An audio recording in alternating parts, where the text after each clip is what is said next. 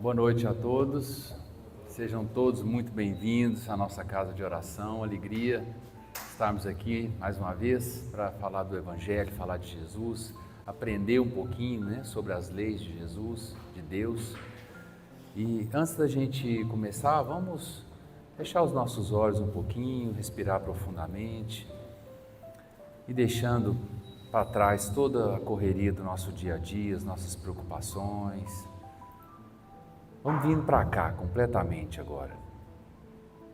Vamos agradecendo a Deus pela oportunidade desse encontro, desse estudo, dessa sintonia que iniciamos nesse momento. Obrigado, Jesus. Obrigado, Mestre Ramatiz. Obrigado a todos os mentores de luz aqui presentes. Que a nossa noite possa ser uma noite abençoada, de aprendizado, de estudo, que possamos sair daqui melhores do que chegamos e possamos levar esta luz aos nossos lares, aonde formos, que assim seja. Meus irmãos, hoje nós vamos falar sobre um tema muito importante que Jesus nos trouxe. O tema da palestra, ele é Felizes os que têm os olhos fechados. Isso foi uma mensagem mediúnica que está no Evangelho segundo o Espiritismo, de um espírito protetor, mas ele está dentro de uma bem-aventurança, que é o capítulo 8 do Evangelho segundo o Espiritismo. Bem-aventurados aqueles que têm puro coração. Então nós vamos tentar entender um pouquinho o que é essa pureza de coração, porque nenhum de nós tem essa pureza ainda. Então, como que a gente pode tentar iniciar essa busca para trazer essa pureza? Porque a gente tem que entender que o Evangelho, ele é um norte para nós aqui na Terra. A gente sofre, a gente tem dificuldade, a gente tem problemas de perdas de ente querido, doenças, vicissitudes de todas as formas, relacionamentos que se desfazem. Aqui mesmo, muitas pessoas estão em sofrimento, conhecem pessoas que estão em sofrimento. O que nós podemos fazer? Qual a ferramenta que a gente tem para tentar aplacar um pouquinho, diminuir, mitigar um pouquinho esse sofrimento? Jesus deu vários caminhos para nós. Por exemplo, no Evangelho de Mateus, no capítulo 8, ele fala: vinde a mim todo mundo que está cansado e fadigado, que eu vos aliviarei. Aí ele coloca assim: tomai o meu jugo sobre vós e aprendei comigo, que sou manso e humilde de coração, e assim vocês encontrarão, palavras de Jesus, a paz nas suas almas, porque o meu jugo é leve, o meu fardo é suave. Quer dizer, ele está dando o norte. A partir do momento que eu busco essa pureza, que eu busco, esse jugo é leve, basta essa pureza, essa simplicidade, essa bondade, buscar isso, tirar esse orgulho dentro de nós, essa vaidade ainda tão latente em nós, essa ganância, tudo isso que a gente tem, nós temos, eu tenho, todo mundo tem, é um norte para a gente. Então hoje nós vamos estudar uma bem-aventurança que ele trouxe para nós, e ela está em Mateus capítulo 5, quando ele fala: bem-aventurados os puros, os limpos de coração, porque eles verão a Deus. O que será que isso significa, ver a Deus, né? Quer dizer que Jesus está falando para nós que se nós purificarmos o nosso coração, limparmos o nosso coração de todo o egoísmo, de todo o orgulho, a gente vai conseguir ver Deus. Ver o que seria isso? Vamos aprofundar. Qual é o significado dessa pureza de coração? Allan Kardec, ele traz que essa pureza de coração é a simplicidade aliada à bondade e à humildade. É a gente trazer um pouquinho mais de bondade para nós. Bondade para com todo mundo, não só com os que compensam com a gente. Humildade perante as diferenças, perante a vida, perante tudo. Nós não somos assim ainda. Aqui predomina ainda na Terra, nós espíritos encarnados na Terra, ainda temos o nosso orgulho muito latente, Ainda temos o nosso, essa busca, essa ganância muito latente. Então seria essa simplicidade aliada com a bondade e humildade. E a ausência, isso na definição de Kardec, e a ausência do orgulho, do egoísmo, da malícia e da hipocrisia. Aí ele traz o exemplo da criança, como essa pureza de coração. Aí está lá em Mateus, capítulo 10, versículo 13 a 16. Está em Lucas também, está em Marcos, quando Jesus fala: quem não receber, quando trouxeram as crianças para ele, né, e os discípulos começaram a afastar as crianças, como se estivessem incomodando, ele fala: não, deixa vir as crianças. Quem não receber o reino de Deus como uma criança, de modo algum entrará nele. Quer dizer, ele já dá outra orientação para nós. O reino de Deus não é para a criança, é para aqueles que se assemelham à criança. E como que é uma criança? Se entrar uma criança aqui de tenra idade, nós todos vamos ficar em volta dela, porque ela tem o quê? A pureza do coração. Então é como se um magnetismo, a gente ficasse, né? A gente nos conectássemos com aquela pureza, que é o próprio amor de Deus. Então ele dá esse norte, fala, ó, a pureza de coração assemelha às crianças. O doutor Sérgio Lopes, eu peguei um livro dele, chamado para ajudar a gente nesse estudo de hoje. Ele é um psiquiatra, um palestrante espírita, ele vem muito no congresso aqui, ele tem vários livros publicados, e tem um livro dele que chama o Código do Monte, que ele estuda as bem-aventuranças. E ele traz uma abordagem, eu pensei algumas coisas aqui para trazer para nós, para nos ajudar a entender essa pureza, né? Para a gente tentar trazer isso para a nossa vida. Ele fala que a espontaneidade, como expressão natural dos sentimentos infantis, tem relação direta com outro estado da alma. O quê? A confiança. A criança, ela pega na mão do pai para atravessar uma rua, ela não olha para um lado e para o outro. Ela confia no pai. Ela é espontânea. À medida que nós vamos crescendo, nós vamos ficando o quê? Mais maliciosos, mais desconfiados. Alguns falam assim, não, a gente tem que ser, não pode ser ingênuo nessa vida. Mas Jesus está falando o contrário aqui. Esse caminho da felicidade, esse caminho da bem-aventurança, ele passa sim pela espontaneidade, pela pureza dos sentimentos, pela pureza dos pensamentos, do caminho reto. Não tem outro caminho para a gente, segundo a palavra, ver a Deus, que significaria o quê? A gente ter essa paz de espírito que a gente quer, a gente viver em sintonia com o Pai, a gente estar mais sintonizado com Jesus. E ele continua falando, então, em relação à confiança, e a fé se traduz na capacidade de confiar.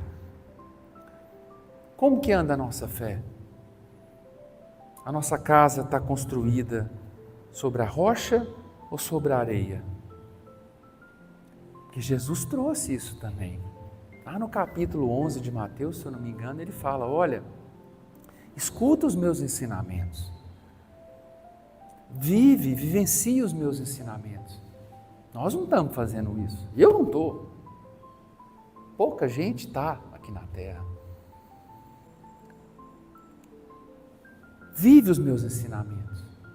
Assim você vai se assemelhar àquela pessoa que constrói a casa sobre a rocha. Vem a ventania, vem enchente, vem dificuldade, vem perda de ente querido, vem dificuldade financeira, vem situações mil que a gente vive, todos nós aqui vivemos, e a gente fica firme. Porque a gente coloca a nossa confiança no Pai e não nos homens. Não no marido da gente, na mulher da gente, no governante, no patrão. Não. A gente serve a Deus. Essa confiança a gente tem que retomar na nossa vida, buscar ela, construir essa fé. Como é que a gente poderia construir essa fé? Aqui nós estamos tentando. Fazer um culto no lar, o estudo do Evangelho.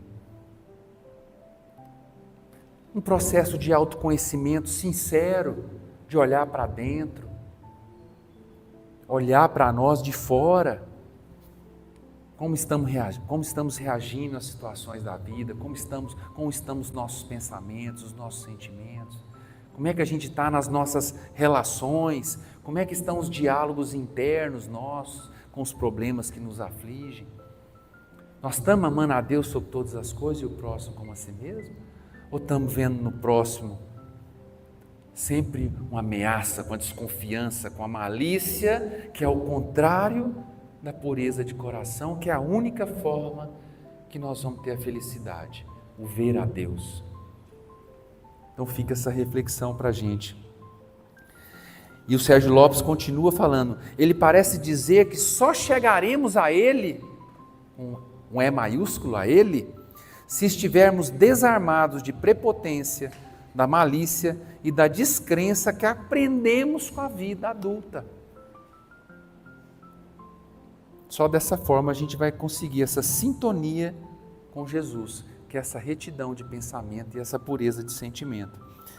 Que a doutrina espírita nos traz que esse processo ele só é possível através de dois movimentos da alma: o autoconhecimento e a transformação moral. Não tem outra forma.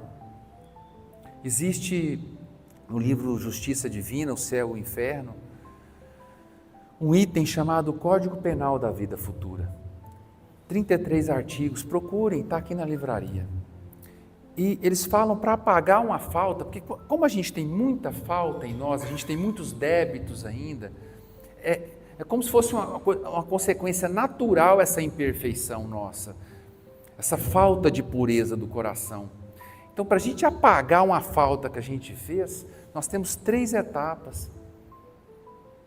O arrependimento sincero, a expiação, você sentir o que você causou no outro, o que você, não no outro sim, porém mais, o que você causou na harmonia de Deus na vida, porque o meu próximo,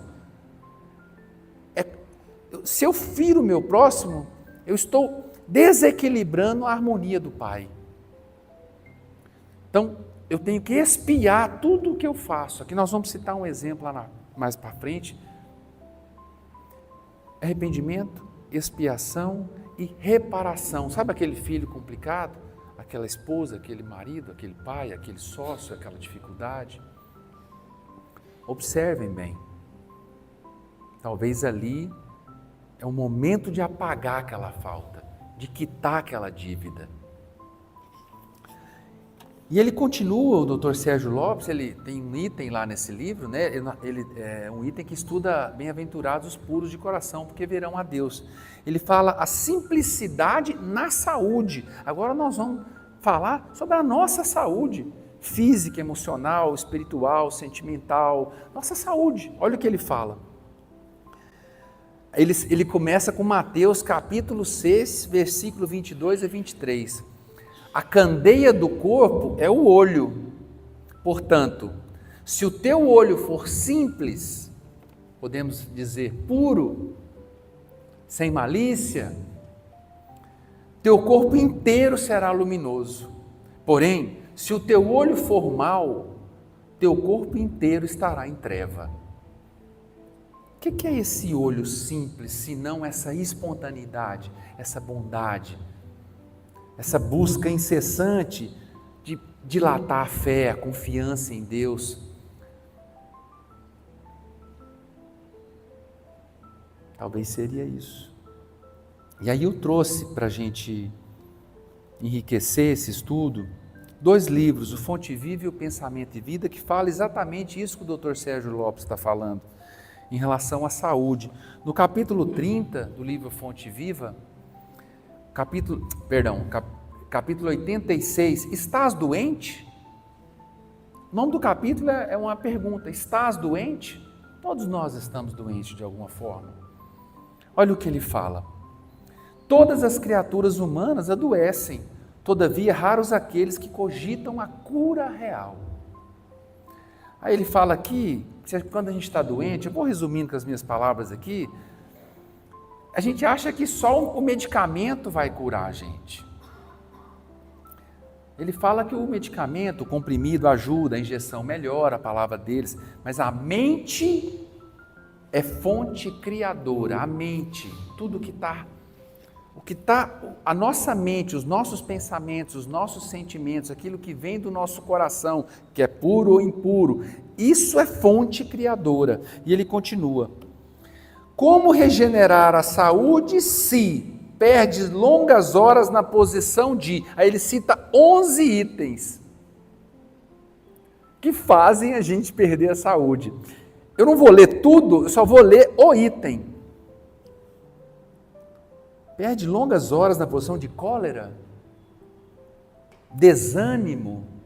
Olha, percebam que são movimentos da nossa mente, é quando a gente direciona a nossa ação mental para a cólera ou para o desânimo, indignação diária. Aí antes ele fala que uma indignação, vez ou outra, tudo bem a gente se indignar, aquela indignação diária, aquele padrão de comportamento.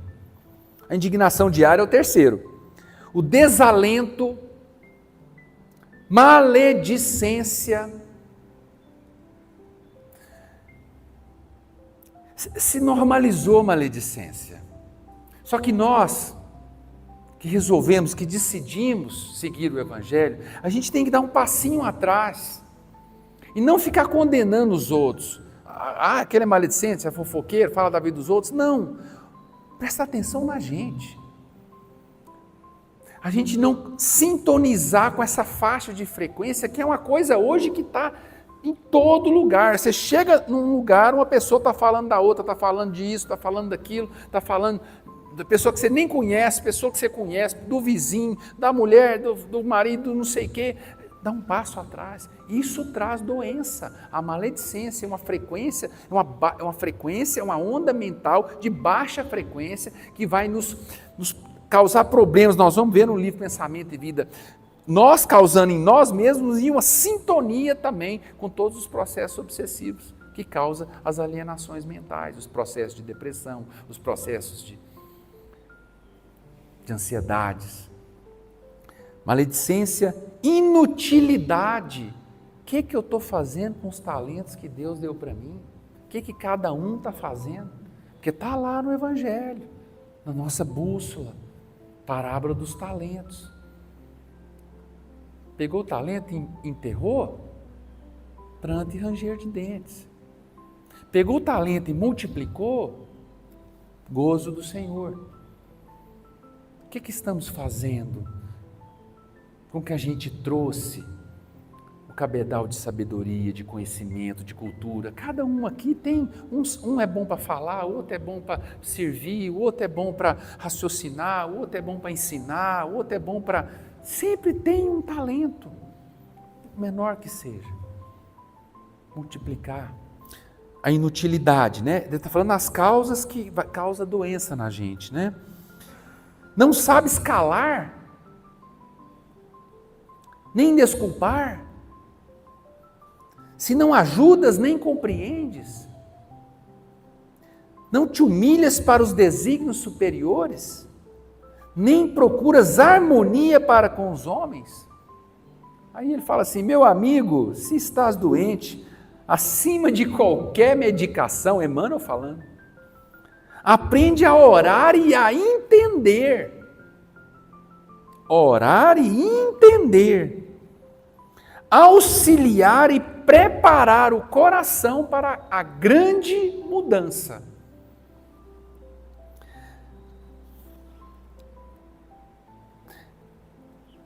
Aí lá no final ele fala: guarda lealdade ao ideal superior, que te ilumina o coração e permanece convicto de que, se cultivares a oração da fé viva em todos os seus passos, aqui ou além, o Senhor te levantará, nós que estamos doentes.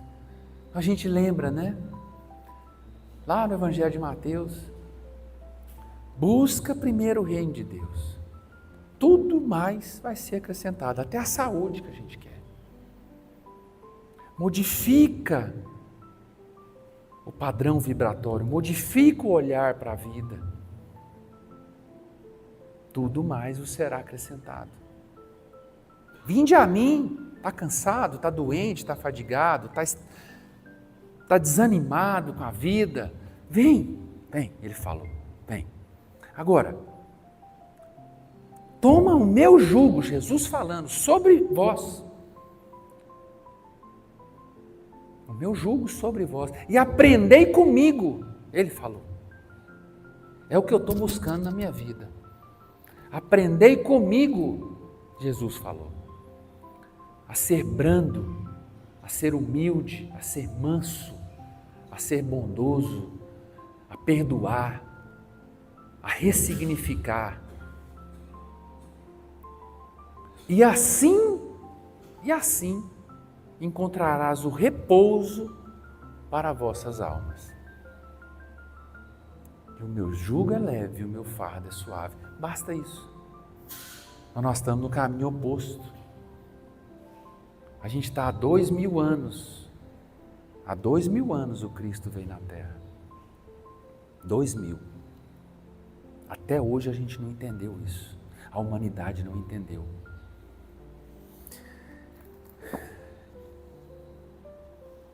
E o Dr. Sérgio Lopes, né, a simplicidade na saúde, ele falando dessa pureza de coração, dessa importância dela na nossa saúde, eu trouxe no livro Pensamento e Vida, o capítulo Saúde. Está aqui o livro. Aí Emmanuel já entra mais um pouquinho do que acontece. Ele fala: a saúde é assim como a posição de uma residência que denuncia as condições do morador.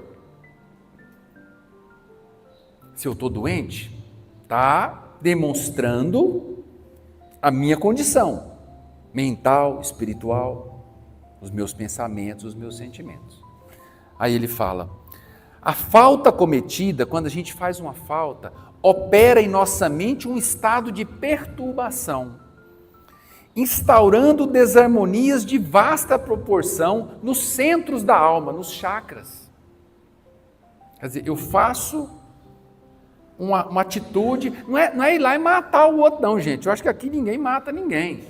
É simplesmente um mau pensamento, é simplesmente uma traição, simplesmente uma mentira, simplesmente julgar uma pessoa, jogar uma pedra, uma maledicência, um rancor que fica ali, um ressentimento. Olha o que causa. Instaura desarmonia em vastas proporções dos centros da alma, nos chakras, a percutirem sobre a nossa própria instrumentação. E esses chakras ligados a plexos, por exemplo, meu chakra cardíaco ligado ao meu plexo cardíaco, ligado à minha glândula timo, meu plexo laríngeo ligado à minha tireoide, meu coronário ligado à minha pineal, e eu vou adoecendo. Buscai primeiro o reino de Deus, tudo mais o será acrescentado, até a saúde. E Emmanuel continua, ele enumera de novo: a cólera e o desespero, a crueldade e a intemperança criam zonas mórbidas de natureza particular no cosmo orgânico. É real, gente. Isso não é esoterismo, não. Não é ilusão, não. Isso é ciência espiritual.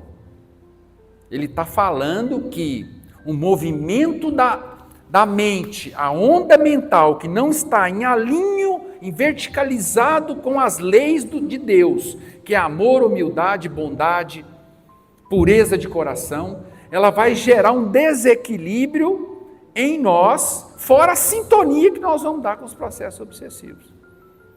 E vai nos adoecer.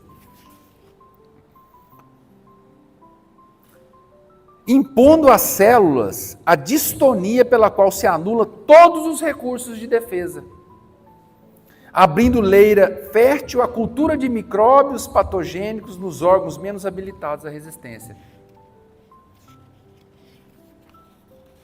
E ele continua: todos os sintomas mentais depressivos influenciam as células em estado de mitose, estabelecendo fatores de desagregação. É muito sério isso aqui.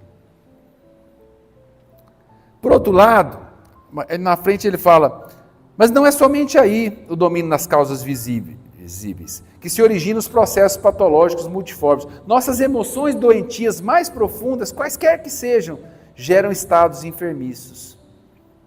Os reflexos dos sentimentos menos dignos que alimentamos, quer dizer, quando a gente tem, Emmanuel fala que a mente é o reflexo da vida em toda parte. E a gente vai burilando esse reflexo até que nós sintonizamos com a mente de Deus. E que a mente cria toda a nossa vida, a todo momento. A todo momento nós estamos criando com o nosso pensamento a nossa realidade. Todo momento.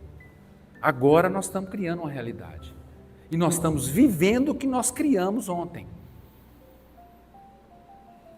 E ele fala: os reflexos dos nossos sentimentos menos dignos que alimentamos voltam-se sobre nós mesmos, depois de convertidos em ondas mentais, tumultuando o serviço das células nervosas, que, instaladas na pele, nas vísceras, na medula e no tronco cerebral, desempenham as mais avançadas funções técnicas.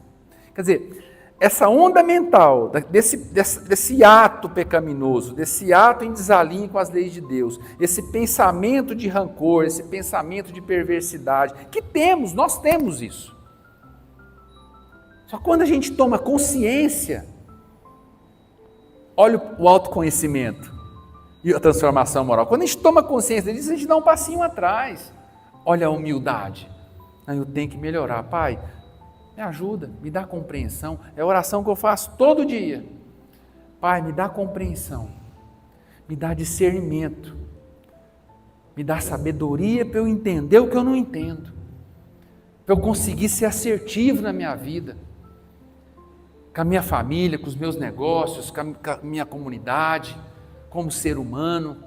Me ajuda, Pai, a vencer eu mesmo esses estados da mente.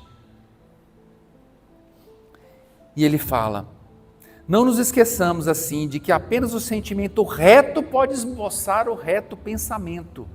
Só o sentimento, a pureza do coração pode esboçar um reto pensamento, sem os quais a alma adoece pela carência de equilíbrio interior, imprimindo no aparelho somático os desvarios e as perturbações que lhes são consequentes. E agora, gente, para terminar, para a gente sair daqui com um exemplo prático, eu gosto sempre de trazer um exemplo. A obra de André Luiz é boa, que ela tem muitos exemplos. Ontem a gente teve uma aula aqui, né, Aline? A gente teve um encontro, né? 2 horas, foi muito legal, né, Aline, ontem. Fiquei tão feliz, sabe? Mais de 70, 80 pessoas que trabalharam o dia inteiro, chegaram aqui 8 horas da noite, ficamos aqui até mais de 10 horas da noite, estudando reencarnação, estudando evangelho. Foi tão legal. E eu citei esse exemplo ontem. São vários exemplos disso que a gente conversou, vários. A obra de André Luiz, nós temos que estudar as obras básicas de Kardec para a gente poder entender o mundo espiritual. Não tem como a gente entender o mundo espiritual sem estudar as obras básicas. O Livro dos Espíritos, o Livro dos Médiuns, a Justiça Divina, a Gênese. Não tem como. As obras de André Luiz, elas vêm trazer, ele é como se fosse um repórter do mundo espiritual. Ele desencarnou na década de 40, foi para o mundo espiritual, devido aos seus estados da mente, que a gente acha, vamos tirar isso, gente, né? Já passou a época do inferno lá embaixo, o céu lá em cima, né? A doutrina espírita já caminhou 18 séculos, né? Para frente. Não existe essas penas eternas, nada disso. Está lá no livro Justiça Divina, o céu e o inferno. Agora nós podemos estar no céu, de acordo com a nossa frequência, nossa faixa de frequência do nosso pensamento, do nosso sentimento. E podemos sair daqui, ter uma discussão e ir para o umbral. Eu acho que eu mesmo, vivo mais no umbral do que no céu. Tempo. Por quê? Esses sentimentos, pensamentos, muito bem. André Luiz desencarnou, ficou 7 anos no umbral, foi resgatado por um ministro de uma colônia espiritual chamado Nosso Lar, Clarencio. E ele começa toda a obra de André Luiz. Nosso Lar é o primeiro livro, tem Mensageiro, Missionários da Luz, Obreiros da Vida Eterna, tem muitos temas abordados que exemplificam tudo o que acontece na natureza, as leis. E tem um momento que ele está lá em nosso lar, um momento que me marcou muito nesse livro. E chega, é cercado o nosso lar, né? Tem as barreiras de proteção, os muros, né? E chega uma mulher. Eu vou falar com as minhas palavras. O nome do capítulo é o capítulo, chama Vampiro, capítulo 31. A mulher chega falando, eu vim buscar ajuda pela bondade de Deus. A mulher está lá pedindo, toda humilde. Eu gostaria de entrar, querendo entrar na colônia. E o André já chegou, se comoveu, porque a visão dele não era tão apurada. Ele se comoveu, por ele já ia botar a mulher para dentro, levar lá para as câmaras de retificação, já dar uma geral nela, levar. Aí a Narcisa, que é uma enfermeira, já um pouquinho acima do André, virou e já viu uns negócios diferentes na mulher. E aí ela falou assim, André, vamos chamar o irmão Paulo, que é o chefe da vigilância, para ele decidir se ela vai entrar ou não. Aí chamaram. Na hora que ele chegou, o chefe da vigilância, e bateu o olho na mulher, ele viu 52 pontos negros no campo perispiritual dela. Para quem está vindo a primeira vez, a integralidade nossa, vocês estão vendo aqui a parte física do Sérgio. Porém, todos nós temos o nosso espírito, a centelha divina. Esse espírito, ele é o intermediador entre esse espírito e esse corpo, é o perispírito, é um mediador plástico, é o corpo fluídico. Quando desencarnamos, aqui, esse corpo material, ele volta para a Terra, fósforo, cálcio, potássio, enfim. O que nós tomamos do planeta, volta. O nosso perispírito semimaterial, ele carrega onde estão os chakras, onde está tudo. Toda a informação nossa, quando a gente faz um mal a alguém, lá no século passado, como é que a gente vai espiar? Lembra? Arrependimento, expiação e reparação. Como é que vai espiar isso? É porque está gravado no perispírito todo o bem, todo o mal que a gente fez. Como fulcros desarmônicos da alma, feridas morais, desequilíbrios nesse perispírito. Tem um estudo, não vou entrar em detalhes aqui, mas quem quiser estudar mais, eu posso indicar uma literatura. E aquela mulher estava ali, eles estavam vendo o perispírito dela. Por isso que fala assim, aqui a gente tem a carne para tampar, né? Quem a gente realmente é. Mas no mundo espiritual não. A gente vai demonstrar exatamente como a gente é. E o irmão Paulo viu 52 pontos obscuros nela. E ele virou e falou assim para o André e para a Narcisa e falou assim, ela não pode entrar. Esses 52 pontos, ela era uma profissional da ginecologia, ele não falou se era uma médica ginecologista, mas era uma profissional que fez 52 abortos. Cada aborto, cada criança que ela tirou, cada espírito que estava tendo a oportunidade dada por Deus de reencarnar para expiar o seu passado e continuar no caminho evolutivo, ela foi lá e tirou a oportunidade. Aquilo ficou o quê? Nela mesma. E ela não pôde entrar. E a Narcisa falou, ainda se comovida, falou, não, mas eu cuido dela. Aí o irmão Paulo assim, vamos testar isso, busquemos a prova, foi o que ele falou. Aí ele indaga ela. Eu vou ler porque ele indaga ela, né? Ele fala assim, busquemos a prova. Que deseja a irmã do nosso concurso fraterno? Ela lá do lado de lá do muro e as de cá. Mas a amiga ponderou acertadamente. É preciso sabermos aceitar o sofrimento retificador. Ele falando para ela, o irmão Paulo. Por que razão tantas vezes cortou a vida de entezinhos frágeis que iam à luta com a permissão de Deus? Ouvindo-a inquieta, ela exibiu terrível carantonha, uma careta, né, de ódio e bradou. Quer dizer, aquela mulher humilde que estava ali pedindo ajuda, acabou. Só foi cutucar a onça com vara curta. Quem me atribui essa infâmia? Olha o orgulho ainda, a falta do arrependimento. Lembra a primeira Eu acredito, Sérgio, aqui, eu lendo isso aqui, se ela tivesse arrependida, ela entrava.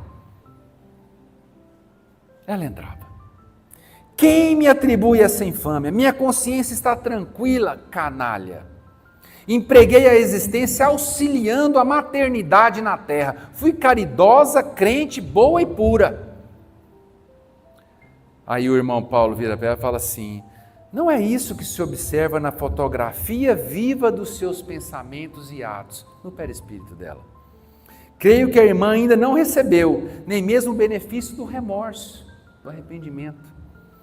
Quando abrir sua alma às bênçãos de Deus, reconhecendo as necessidades próprias, então volte até aqui.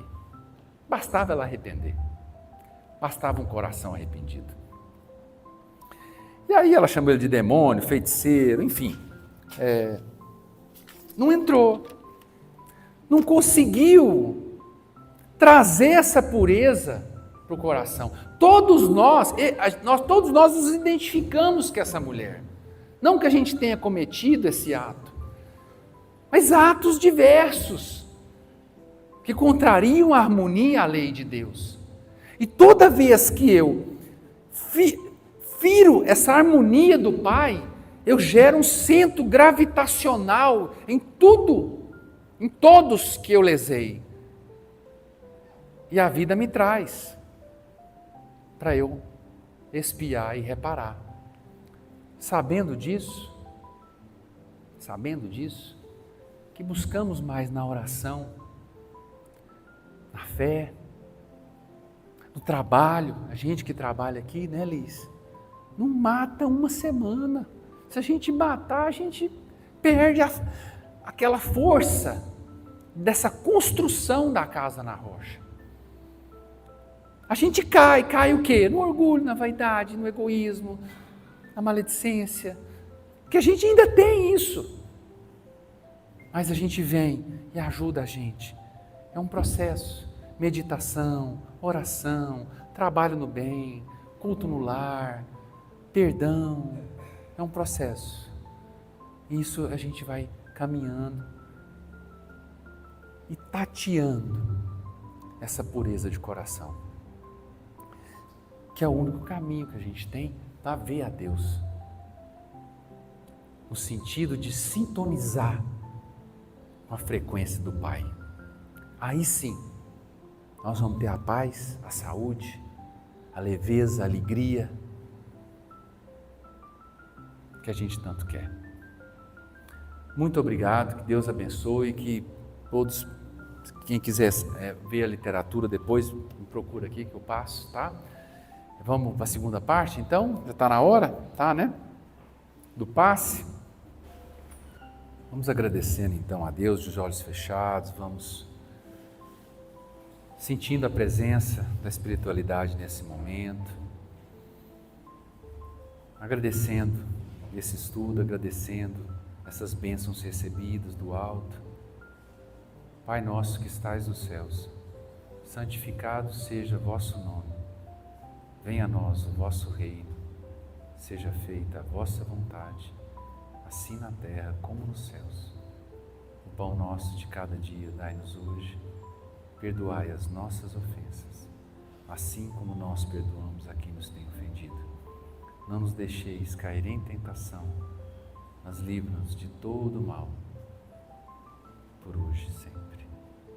Que assim seja.